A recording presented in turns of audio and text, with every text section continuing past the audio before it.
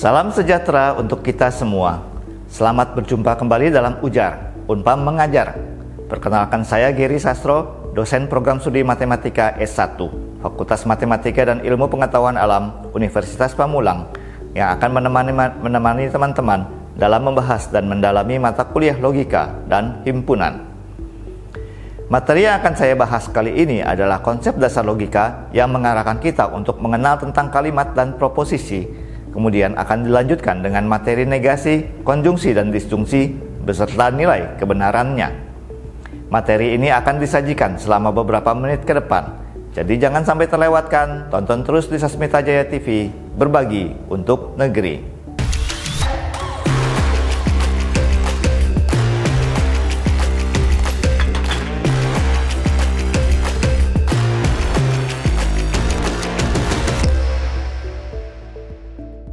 Teman-teman mahasiswa dimanapun berada, logika adalah cabang dari matematika dan filsafat yang mempelajari cara berpikir yang benar atau sistematis. Dengan logika, kita belajar bagaimana membedakan penalaran yang benar dari yang salah. Tanpa kita sadari, kita menggunakan logika dalam berbagai aspek kehidupan, mulai dari memecahkan masalah matematika hingga memutuskan apakah sebuah pernyataan benar atau salah. Dengan logika, kita bisa lebih mudah mengurai informasi dan menemukan jawaban yang benar. Misalnya, dalam pemrograman komputer, logika adalah dasar dari semua keputusan yang dibuat oleh mesin. Dalam kehidupan sehari-hari, kita juga tidak lepas menggunakan konsep logika. Misalnya, ketika kita melihat cuaca mendung, kita mungkin berpikir, jika cuaca mendung, maka kemungkinan akan hujan. Ini adalah penalaran logis yang membantu kita memutuskan untuk membawa payung. Dalam logika, kita sering bekerja dengan kalimat atau pernyataan yang disebut proposisi. Proposisi adalah pernyataan yang memiliki nilai benar atau salah. Di bagian selanjutnya, kita akan melihat lebih dekat apa yang dimaksud dengan proposisi dan bagaimana kita dapat menggunakannya dalam logika.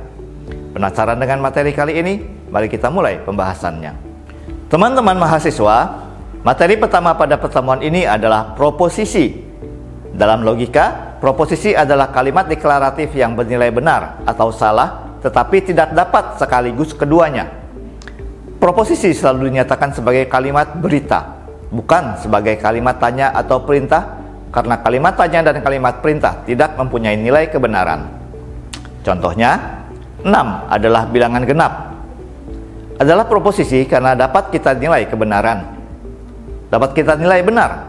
Sebaliknya, pergi ke sana bukan proposisi karena tidak bisa dinilai benar atau salah. Kebenaran dan kesalahan dari sebuah kalimat disebut nilai kebenaran. Baik, mari sekarang kita coba identifikasi bersama contoh-contoh berikut ini merupakan proposisi atau bukan. 14 adalah bilangan prima, merupakan proposisi atau bukan? Ya, jawabannya adalah proposisi. Nilai kebenarannya adalah salah, sebab 14 bukan merupakan bilangan prima. Contoh lagi ya, Soekarno adalah Presiden Indonesia yang pertama, merupakan proposisi atau bukan? Ya, jawabannya adalah proposisi yang bernilai benar. Sekali lagi, serahkan dompetmu sekarang, merupakan proposisi atau bukan? Ya, jawabannya adalah bukan proposisi. Secara simbolik, proposisi biasanya dilambangkan dengan huruf kecil seperti P, Q, dan R. Nah, sejauh ini teman-teman sudah mengenal apa itu proposisi. Kita lanjutkan ke pembahasan kita berikutnya. Kali ini kita akan membahas tentang negasi. Apa itu negasi? Negasi dari suatu proposisi adalah pernyataan yang merupakan ingkaran dari proposisinya, sehingga nilai kebenarannya berkebalikan. Karena merupakan ingkaran, redaksi dari negasi cukup dengan menambahkan kata tidak atau bukan pada proposisinya. Negasi dilambangkan dengan lambang garis bergelombang seperti ini.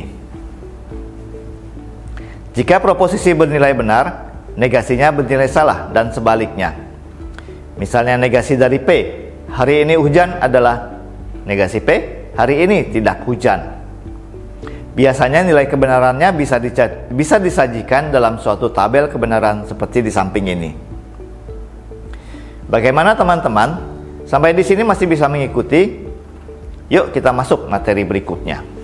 Pembahasan berikutnya kita berbicara tentang proposisi majemuk. Kali ini yang kita bahas tentang konjungsi dan disjungsi. Konjungsi dua pernyataan tunggal dirangkai dengan kata penghubung dan. Notasinya adalah seperti ini. Maka pernyataan seperti di samping ini dibaca P dan Q. Nilai kebenaran dari suatu konjungsi akan bernilai benar jika kedua pernyataannya bernilai benar. Sedangkan disjungsi dua pernyataan tunggal dirangkai dengan kata penghubung atau notasinya adalah seperti gambar di samping. Maka pernyataan seperti contoh ini dapat dibaca P atau Q. Nilai kebenaran dari suatu disjungsi akan bernilai salah jika kedua pernyataannya bernilai salah. Tabel kebenaran dari konjungsi dan disjungsi disajikan berikut ini. Jika P benar dan Q benar, maka P dan Q bernilai benar dan P atau Q juga bernilai benar. Jika P benar dan Q salah, P dan Q bernilai salah, P atau Q bernilai benar. Jika P salah dan Q benar, P dan Q bernilai salah, P atau Q bernilai benar. Jika P salah dan Q salah, P dan Q bernilai salah, P atau Q bernilai salah. Nah, materi pertemuan kali ini sudah disampaikan semua. Sekarang saatnya latihan ya. Berikut adalah soal-soal yang dapat Anda kerjakan secara mandiri.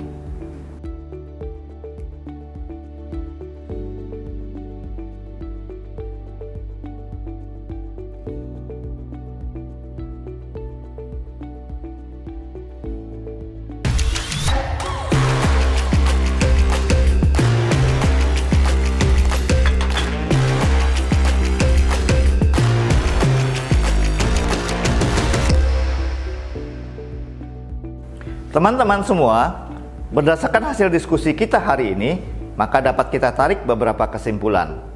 Yang pertama, proposisi adalah kalimat deklaratif yang bernilai benar atau salah, tetapi tidak dapat sekaligus keduanya. Yang kedua, negasi dari suatu proposisi adalah pernyataan yang merupakan ingkaran dari proposisinya. Ketiga, konjungsi dua pernyataan tunggal dirangkai dengan kata penghubung dan. Notasinya adalah seperti ini. Yang keempat, disjungsi dua pernyataan tunggal dirangkai dengan kata penghubung atau. Notasinya adalah seperti ini.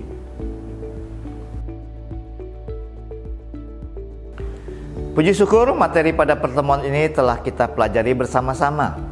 Semoga materi ini dapat bermanfaat bagi kita semua. Terima kasih bagi semua yang sudah mengikuti materi hari ini.